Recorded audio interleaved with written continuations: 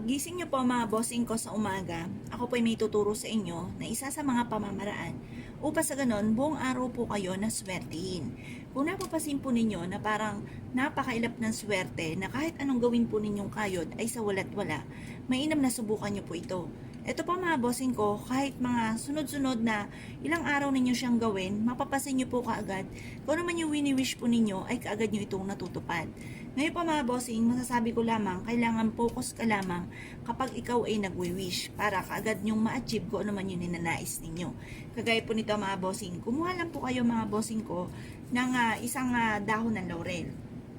Kagaya nito, may sulat na po siya, nakalagay dito long life.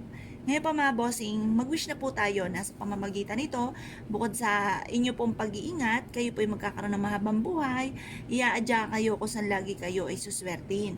Or pwede rin naman na isulat po natin dito, halimbawa 5 million or 5 billion, depende sa matagal nyo ng pinapangarap. Pero syempre, pag terrific yung inyo pong wishes, terrific din ang pagkayod. Syempre mga bossing, huwag nyo kakalimutan po yan. Ito ay sangkap lamang para po tayo ay maging matagumpay sa buhay. Ang numero 1 po niyan, sipag at tiyaga talaga. Pero kailangan po natin ng mga pang-attract ng swerte, mga bossing kagaya po nitong aking pinapakitang ito, upang sa ganon, kasi ito po, marami ng patotoo to sa akin. Marami na rin nagpatotoo na sila po yung sinuwerte po dito. Nadata natin, napakailap ng swerte, bagamat sila ay masipag, ito naman, iniaadya sila kung saan lagi sila ay suswertin. Kayo po ba'y nakagawa na ng ganito mga bossing ko sa pamamagitan ng dahon ng laurel? At ganon din po mga bossing ko itong ating kandila, na tayo po ay nag-wish na po dito. Ang aking isa sa mga ginawa, mga bossing ko, yung binulong ko lamang sa dahon ng laurel. Yung iba sinulat. Kaya lang po, ang ating dahon ng laurel, kailangan hindi siya mabubutas. Kaya kapag nagsulat ka dito, malaki ang tsansa, lalo na, at tuyong-tuyo na ang dahon ng laurel, ito ay madudurog. Kaya kumbaga, i-wish nyo na lang mula sa inyo pong puso, ang lahat ng nais ninyo na i-wish po mga bossing. At ito po ay mapapasin ninyo na lagi kang iaadya naman kung saan lagi kay suswertihin. Marami na nagpatotoo dito. Unang-una, na siya po ay matagal na naghahanap ng trabaho, hindi siya matanggap sa trabaho. Tapos, kahit gaano kalaking kita po niya, laging ubos ng ubos ang pera, walang napupundar, at kinakapos pa sila. Ganon din po yung, sila po ay ang dami na napasok na negosyo, pero laging nalulugi sa kanilang negosyo. Or kaya, ang tagal-tagal niya na tumataya, hindi pa rin siya nakakapanalo. Yung mga ganon mga bossing. Marami na nagpatotoo na sila po ay malaki daw po yung diferensya ng nangyari po sa kanilang buhay. Matapos sila itong gawin, dahil parang lagi silang iniaadya kung saan lagi naman sila ay suswertiin. At nire-recommend ako mga bossing ko na mainam na subukan nyo po itong gawin.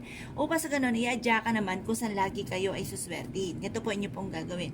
Umarap ka sa may silangan, magbukas ka na ng kandila, kasi ito pong kandilang ito ay bukas na siya. Kumbaga, may sindi na po siya. Kaya ang ginawa ko, sinindihan ko na lang. Pero kapag bago ang kandila po ninyo, ibubulong nyo muna ang inyong pong pangarap. Pagtapos, saka nyo po siya sisindihan. At saka nyo po siya itatayo ng maayos. Huwag po yung patumba-tumba kasi negative sa inyong patumba-tumba. Ngayon pa mga bossing, mag-wish ka po dito na magkaroon ako ng maraming pera. Siksik-liglig at umapot, maraming blessing ang darating sa akin.